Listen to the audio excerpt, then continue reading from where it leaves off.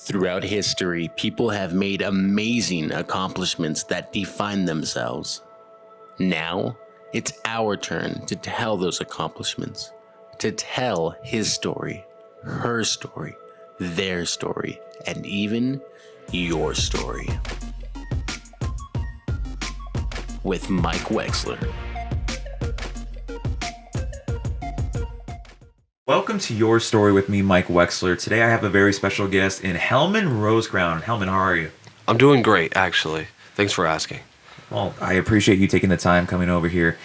So first and foremost, before we get everything started, where did Hellman Rosecrown get the inspiration for becoming a professional wrestler? Well, that's a great question. I actually don't have an answer. Much like I don't remember my first memory, at least not chronologically. I could, use help and use timestamps, but who really remembers their first memory? That's a great question. I don't remember the first time I fell in love with wrestling, but I remember it's always been a part of my life and my identity, and it's been my one true calling. Mm-hmm. So, although it is your one true calling, I also feel like that it's always been a passion of yours, correct? Oh, 100%. Also a guilty pleasure, and even to an extent a pipe dream, to where there are people my elder in this business, but they're younger than me, and they're 10 plus years in the business experience-wise, whereas I'm a fresh face, year one. Well, yeah, you are year one. And speaking about that, the pandemic really gave you the leeway or the opening to become a professional wrestler. Obviously you are a trainee over at the Santino Bros Academy, and they also did some online classes. So can you also talk about what that was like during the pandemic? Well, absolutely. The online classes were born out of necessity from the pandemic. Beforehand, it was strictly drilling and learning moves and technique and a lot of the mental aspect of what it is to be inside the ring, whereas there was some left to be desired as far as on the character work, and other schools tend to do more variety as far as promo and video packaging, and Santino's was working really hard on the in-ring that maybe they had neglected some of those other aspects. So when the pandemic happened, that's really what they doubled down on. All the non-contact aspects of professional wrestling, which helped get me to where I am now in more ways than you'd imagine. Yeah, and your username, or not your username, but your nickname, The Imminent Threat, is such a unique one compared to other wrestling nicknames. Where did that come from? Interestingly enough, it was going to be the existential threat, the threat to existence. And that came from... During the pandemic, I watched a bunch of Kurt Zagat. I don't hope I'm pronouncing that correctly. It's a YouTube channel based on just science and potential hypothetical scenarios on how the world could end. And I just kept thinking all this. I was in a dark place, let's put it that way. So my character is a modification or it's like Stone Cold Steve Austin. I turned myself up to 100, and I didn't really have a lot of nice things to say back then. And so I just figured, it's inevitable. We're all going to die. In fact, my character and myself share the fact that we're both orphans, if you will. My parents passed fairly early on. So it's kind of like one of those things. I've always been nonchalant with termination and whatnot. Yeah, and before we actually went on the air, you did talk about a lot how the pandemic and the opportunity that you did work with Santino Brothers got you into a lot of bookings, whether that's through Compton Mania, Pandemonium Pro Wrestling, and the list goes on and on. So what was that like, just going in and having this experience with you? Well, it's been interesting. Santino's directly from the online courses told me get gear ready, boots, all the proper protocol of how it should be done. And by following those and creating an online persona and pursuing it and putting content out there, I got noticed by various podcasts, namely Adam Woods, Compton Mania. They were just relaunching at this point, almost a startup company. They're within their first year now. They just year 2 anniversary. And they gave me these opportunities along with Fist Combat, and I told them all, I'm a wrestler. I used to wrestle in high school. I've begun training, but I'm in this limbo state. And they said, it doesn't matter what you're putting online right now. We want to capitalize on that. And I followed up on these things. That was one thing they told me online, is take every opportunity. And when you do that, doors open. So that's what I did. Well, it's great that you're creating your own opportunities, but not only that, but your social media presence is very, very strong. One of the things that I did notice when talking to you firsthand was your graphic design and the way that you create your promos in a unique way. Did you have a background in editing and graphic design, or where did that come from?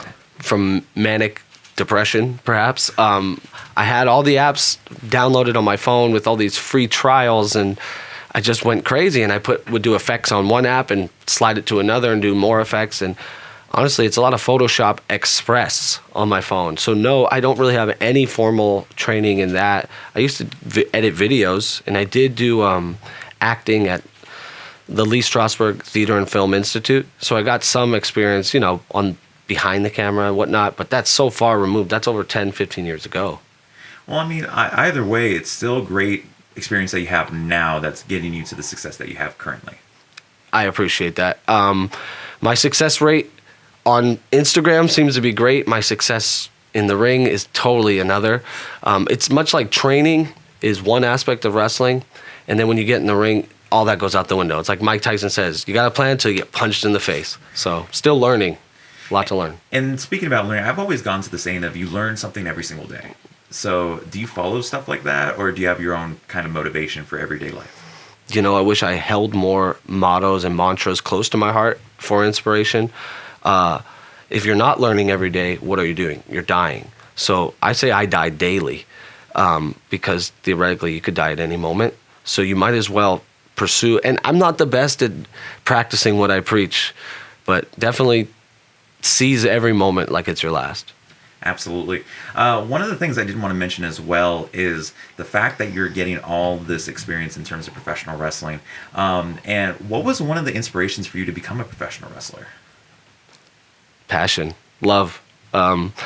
Joey Chaos, my trainer at Santino Bros, says you have to be crazy to even get into this. If you fall down, get injured, and go to your doctor and say, what happened? And tell him. He's going to say, well, don't do that again. But we all know you're going to do it again. And really, I can't imagine not loving wrestling, at least as who I am. I understand people don't. And I've kind of gone through a phase at one time keeping it close to my chest, almost like a nerdy, dorky, geeky fetish at times, to where people don't want to hear it. It's a bad word.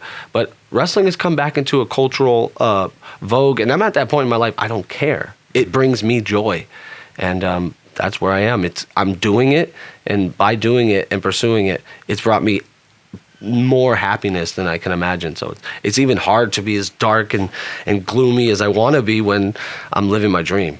Is there a dream opponent in professional wrestling that you would love to face? Favorite wrestler of all time is Randy Orton. He's at that stage of his career where I can't imagine we're going to cross paths necessarily. AJ Styles, Christian Cage, another same story. Those are like top three.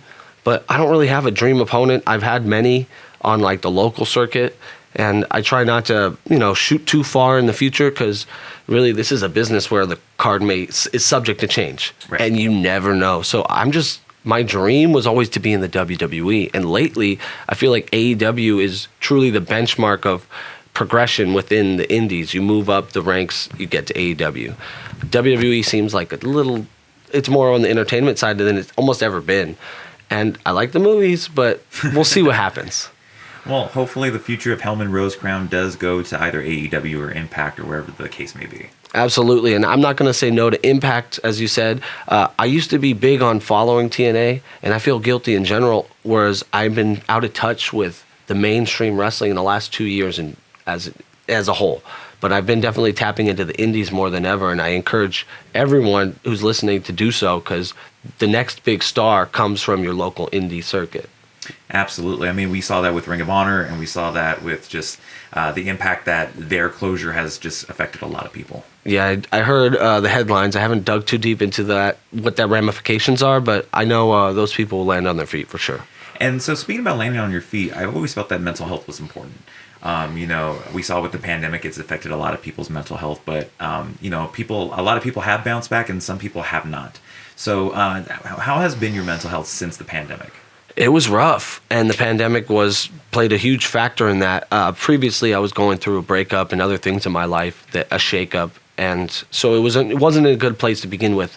I was lucky that the pandemic afforded me the opportunity to continue wrestling with the online, and I got the opportunity from Fist Combat and Dirty Ron to come and resume training and actually begin working on a regular weekly basis. And since that point, I have been living the dream. Santino Bros says, keep the dream alive. And actually went and got these custom-made pillows. Oh, wow. Yeah, they're their championship, the Santino Bros championship and their submission championship. And my concept was to keep the dream alive, and I feel like I've done that. And you are keeping the dream alive by still pursuing professional wrestling. Hellman, I do appreciate you coming on to the show, but before we go, I do have my final question. After everything that you have done thus far, whether that's through professional wrestling, side projects, are you proud of the story that is known as Hellman Rosecrown? Well, not yet, because the story is far from over. I'm not even sure if I'm done with the first chapter, but thus far, it's been the most rewarding thing I've ever done in my life. And I had a high school wrestling experience and a youth baseball experience, and we all had our childhood, but to me, I feel like a kid all over again. Well, Hellman, thank you so much. Where can people find you on social media? Well, if they can spell it, I'm on Instagram almost 24/7 at the_imminent_threat. Google it. Okay, well, thank you so much, Hellman. And for those who are watching or listening, make sure you guys subscribe on the YouTube at Mike Wexler, where you can never miss an episode of Your Story, which is in season 2 now. And then, of course, if you want to listen on Apple Podcasts or Spotify or anywhere you can find your podcast, it is Your Story with Mike.